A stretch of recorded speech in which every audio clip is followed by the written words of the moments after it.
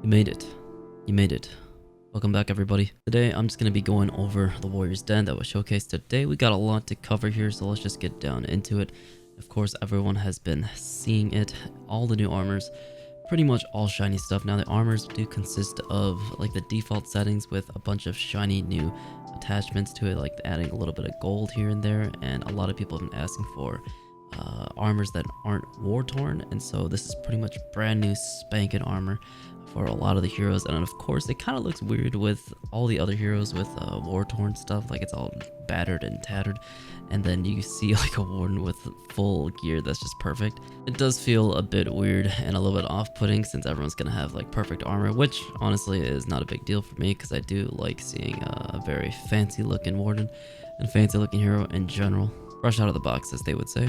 And so in the background, I'm going to be showcasing all the armor sets that you will be receiving. You have to farm them, get scavenger crates.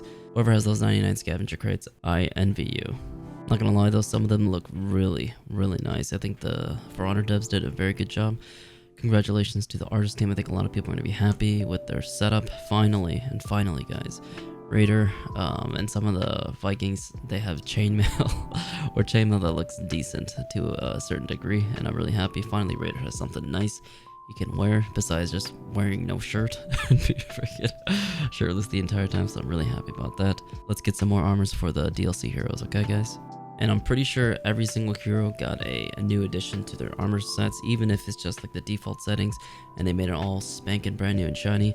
It's still new armor sets. Hopefully in the next season they can do a little bit more with that, with more unique armor sets, because it's still the default ones. They look nice and all. It's just a new gloss. I personally would still prefer something new and extravagant for the new heroes, but I digress. You can only ask Ubisoft so much of one thing. They can only do one thing.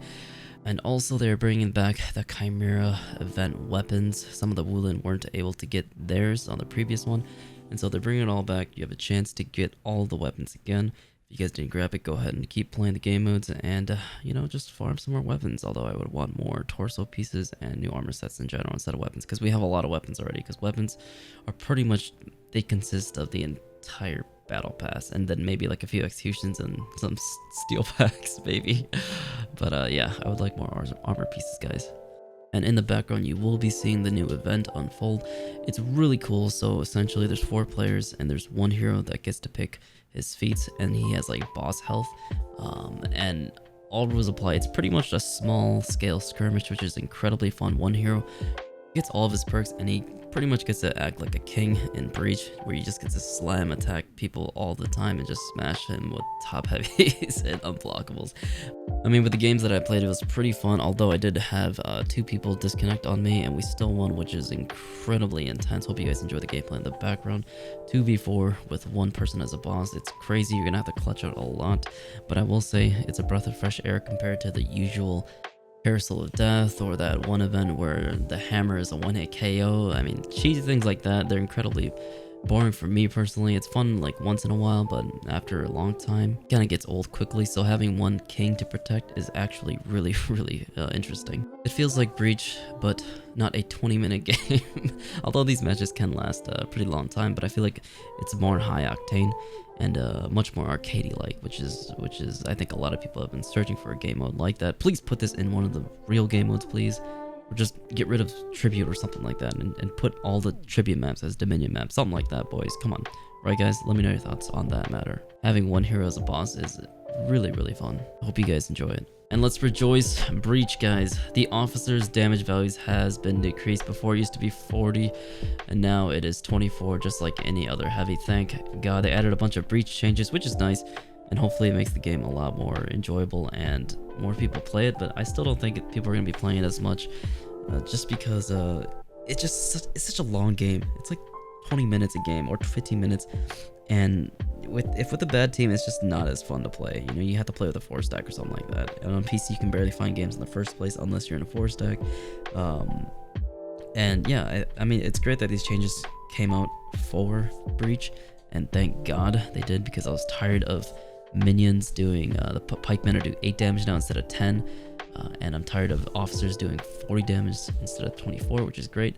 Like these are all great quality of life changes, and I'm hoping that it brings more players to bring people playing Breach, because I actually do like that game mode. It's really, really fun and interesting. And so yeah, these are great changes. Let me know your thoughts down below for the changes. Thank God, thank God, thank you, Ubisoft. You have listened. It just took you forever. But I will give credit where credit is due.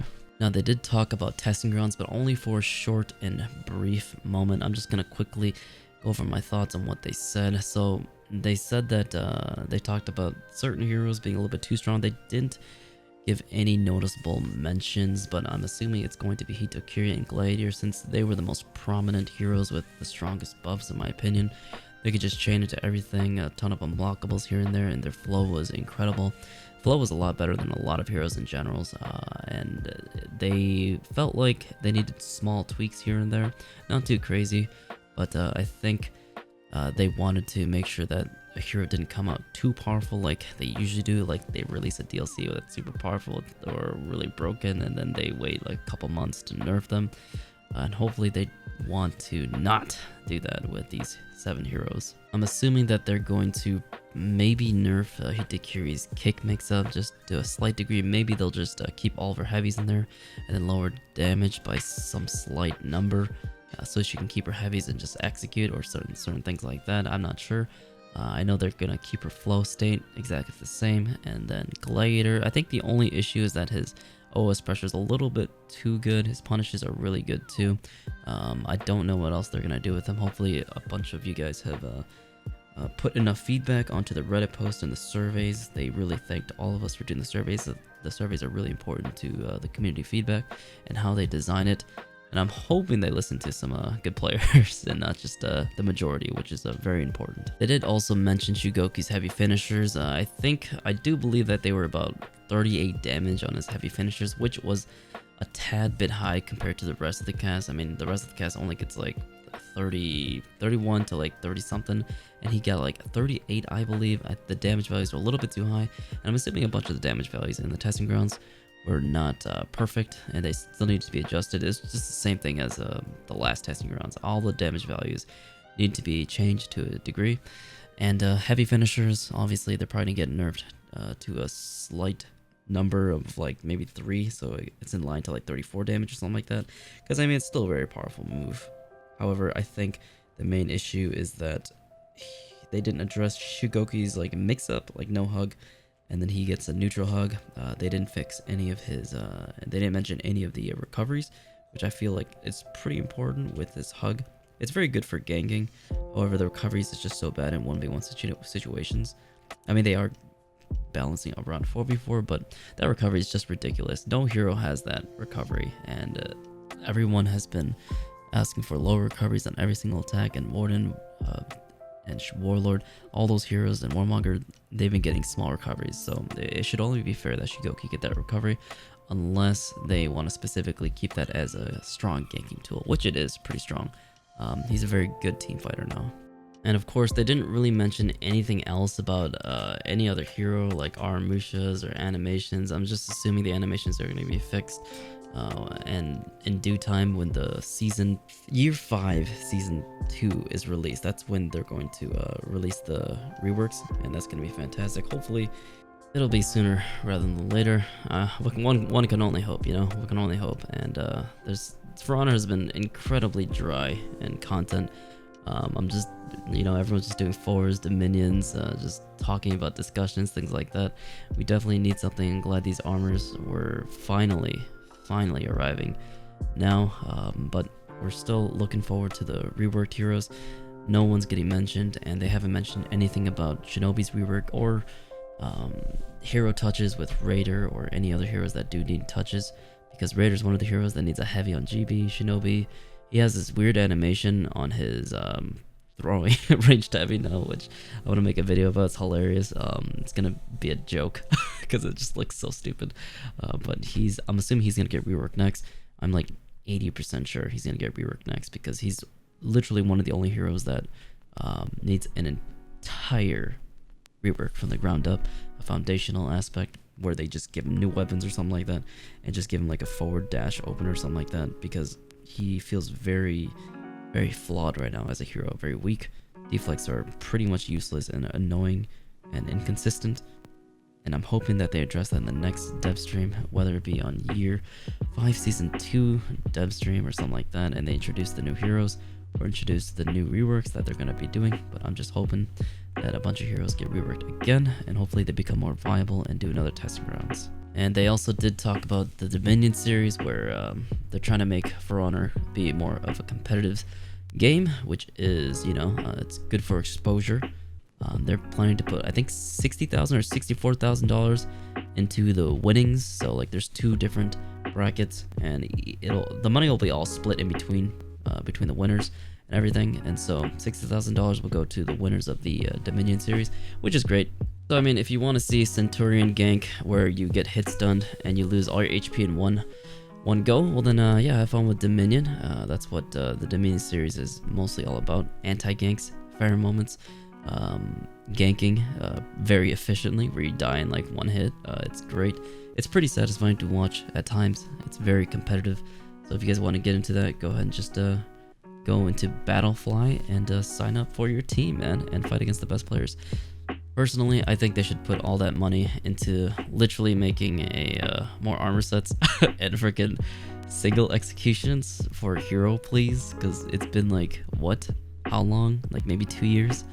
Since maybe not 2 years, but like a long time since we've got single executions, and my gosh, like this game, it needs its executions. I think that's one of the unique things about For Honor. If it doesn't have unique executions, what does it really have, It doesn't. It only has like decently cool fashion, and I feel like it doesn't even have that much cool fashion in general. And so you need to put your focus on executions, man, because it makes this game feel a lot more unique. So I'm hoping that they have more of a budget, because I know that you have to ask for a budget from the freaking main company. Be like, oh yeah, can I get $100,000 for 2 people to make new armors and executions and animate and things like that? Or can I just get $60,000 to give to the competitive players? So we can, make this game more competitive, when I don't think this game should be competitive. It's too much of a casual experience, in my opinion.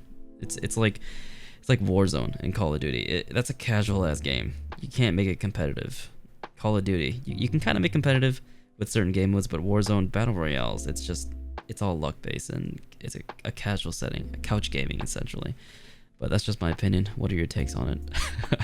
I just want more executions, man. I just want executions. That's all I want. Executions and armor sets that are actually unique, and no more event executions, please. Like, those are nice once in a while, but please, no more s'mores, dude. And yeah, that pretty much concludes the Warriors Den. A lot of good things have unfolded. A bunch of new weapons, a bunch of new armor sets for us to farm, even though the farm is a little bit tedious and boring in my opinion. But at least we have things to work for now. We can play our favorite game and enjoy the grind with new events, new weapons, and new armor sets. I'm just glad. I'm happy about it. We have a little bit more content to relax with, but I'm hoping that Ubisoft doesn't get lazy with this and just keeps on trucking with all this content updates, even with the coronavirus going on. Congrats, and thank you for the support. Everybody in the dev team, you guys are working hard. I appreciate that. And yeah, hopefully we'll get some more content soon and more mentions about the reworks in the future. Year 5 season 3 is probably when they're gonna finish releasing that. I'm hoping, but you know how it goes, boys. I'm gonna leave the rest of the gameplay for you guys to enjoy. It's a very fun game. Hope you guys enjoy the new game mode, because it's really interesting. It's pretty much like Breach, and I had fun with even with 2 bots on my team, because if you're the king and you can have a bunch of HP, you kind of feel cool. You feel freaking cool, and you might be able to clutch it out. Maybe, not sure. Well, it's kind of hard to clutch it out because the other person also has a king as well. But it's a really good time. I'm gonna leave you guys with the rest of it, and let me know your thoughts down below. Really appreciate that, and let me know what other reworks we should be seeing, like Raider and Shinobi, and other heroes in general.